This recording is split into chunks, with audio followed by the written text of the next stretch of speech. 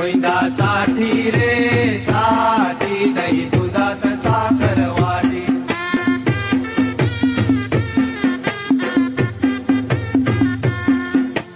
गोकुळ नगरी कृष्ण जन्मला 8वा अवतार.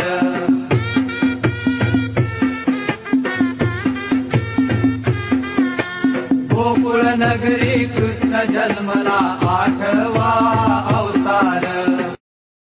गोविंदासाठी रे साठी दही दुधात साखर वाटी.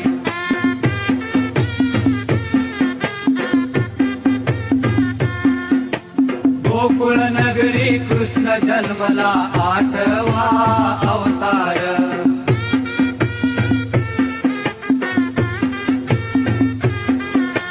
गोकुळ नगरी कृष्ण जन्मला 8